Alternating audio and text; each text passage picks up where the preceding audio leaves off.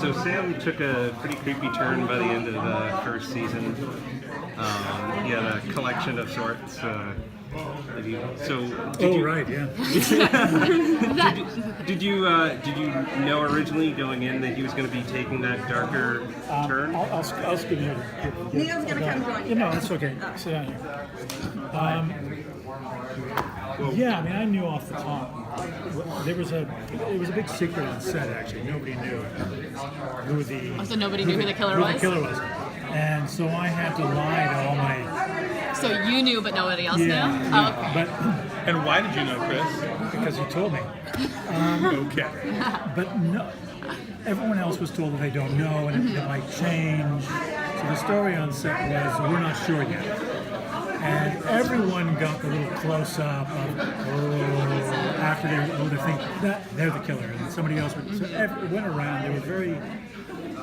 We were very careful. There were times when we, in post, where we would look at it, the editor makes a cut and then we make a cut, and where I'd look at it and go, oh, they just said something and you cut to Chris. And I don't know if that was just in their head or not, but I'm like, we can't do that every time, or they'll figure it out. So it's like, take that one out and leave that one in, and we were very careful about, because you only have so many suspects, and so you had to be, and I think we actually did a pretty fair job for At the same time, though, Sam admitted it was him several episodes before 11, and with Muhammad and everything. But in an interesting way. Yeah, it was. I don't want him kicked out. I'm gonna confess to protect. Is it like I want to protect him, so I'm confessing, or is it? Exactly. We're not sure.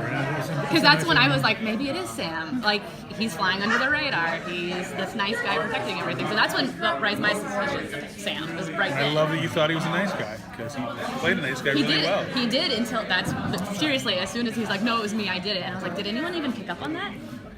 So cool. That's Nice. cool. Nice. I mean, because it was interesting, because I thought it was important as well that on set nobody knew, because then everyone is going to make choices based on the fact that they know, right, subconsciously, as actors. So it was good. I thought it was a real gift that Neil was very supportive of that thing. Nobody knows.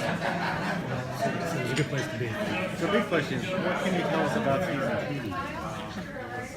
What can you tell him? Well, I think he touched on it briefly. I don't know if you were in the room with us or not, but it is, the devil's playground that this man has stumbled into. For a guy with the inclinations that he has to have been turned and have the abilities, now have his hearing back and have increased strength and kind of is now living outside the boundaries of normal, moral human behavior. It's just a free-for-all.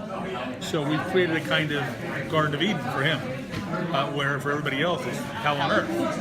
So it's an interesting dichotomy between same place, how different people feel about it.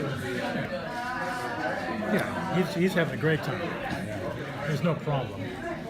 Now he doesn't have to hide for Sam anyway, which I think is interesting. I mean, because I think of anyone who's involved in human beings who like to go hunting and take that step up from, okay, we like to think of ourselves as the apex predator, but are we really? Well, we really are when we have a high-powered rifle. Then we're at the top of the food chain. There's just no competition. Whereas Sam has had to hide that part of himself his whole life. And now he just gets to, he's number one. He's at the very top, and he's having a great time. Until Kelly comes along, and there's a risk factor that comes into the storytelling that is very interesting how it's dealt with. It's not as obvious. What was written is not as obvious as we might think. How that climax comes to be. And I guess as a human and as a vampire, I don't think it's giving anything away to say that a lot of his concerns have remained the same. Mm-hmm. His connection to Muhammad hasn't changed. When he first turned, and they were the fighting and trying to stay alive or away from it, that became just physical. But I don't think his emotional world has changed a great deal. But he's changed as a person. So how do you deal with that? You know, that's one of the places we tried to take that character, is if we put those characters back together, how will they respond to each other? So, what are we gonna see when Sam and Julius finally meet? Like how? Because obviously Sam's his mother, so I assume it's gonna be quite a rivalry, some retaliation. It's safe to say that they do meet up. Okay. There is it's again, it's dealt with in a very interesting way. Okay. It's not what I was expecting. And it's the interesting part of this is that it's not what is expected. I think that's part of the long. It's fair to say it's part of the long game as well. I would be lying to you to say that that's going to come to a climax. Okay. There's, lots of people cross paths with different groups than they started out with last year. When they are fractured and then they rejoin together, and then very quickly they're pulled in different directions, and new alliances are made. And Very few people get what they want. yeah. The apocalypse ends up being just like life, except it has vampires as well. Shitty, but now we've added vampires. Just in a kind of a broader question, for those who have not watched season 1, they've got plenty of time to catch up before season 2 premieres. What would we tell our audience as far as this is not just your typical vampire show? What would you say is going to sell them on checking out the previous season as opposed to watching the stream? Instead of Just, like somebody who would say, well, I got a vampire show I watch, right? Sure. Well, I think for me, the thing that keeps me interested and going forward as a writer is the emotional core of it. That from the beginning, we wanted to make sure that the vampires were only part of the problem. That people still have all the issues that they have as people only. It's now they're put into a life or death situation. But if you don't care about those characters, and I don't mean you have to love them. I'm not a huge believer in I have to love everybody. It's do I find them interesting? That's what keeps me coming back on any show, is if I'm compelled to find out what happens to those people. And I think that's what we do a pretty good job of week after week, on top of providing, because we're connected, unlike the strain, we're connected to a very classic source, taking nothing away from Stephen King. Isn't that right? No, not Stephen King? They look very similar. Yeah, right. No, they don't at all. Similar styles. Why did I think that was just not connected to him? No, not at all. But being connected to that Dracula source is, I think we are beholden to, and using the name of Van Helsing, we have always felt compelled to use the lore in some fashion, but to be free to break away and do whatever we want to do. And To play in Stoker's playground. so I think you give people what they think they want, and then give them something that maybe surprises them as well.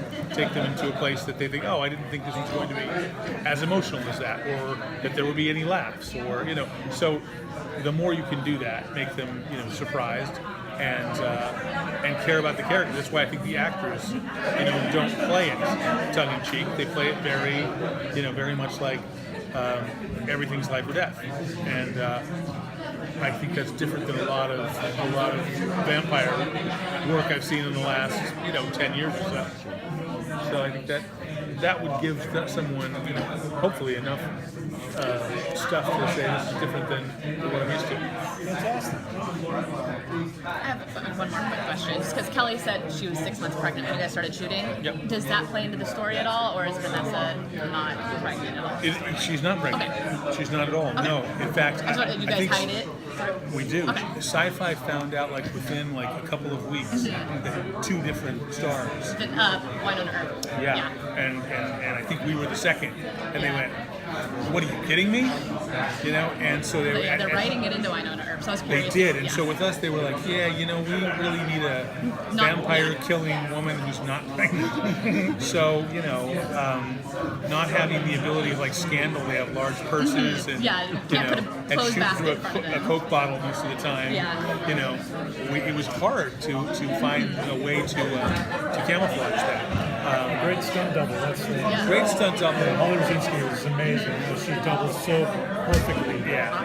So we had to lean on that, and then also I think even the idea of bringing in Missy, you know, characters that we thought about even further down the line, we had to suddenly go, okay, how long will we have Kelly for?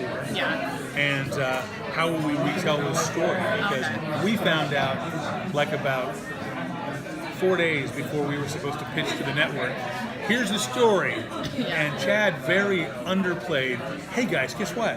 We thought like, oh, something wonderful has happened. Kelly's pregnant. And we were like, It is wonderful. trauma. But Like, wonderful, but let me look through my notes. No, she was not pregnant at all in the show. So we had to really go back and refigure some things. So it kept it exciting, but definitely had to keep it under wraps.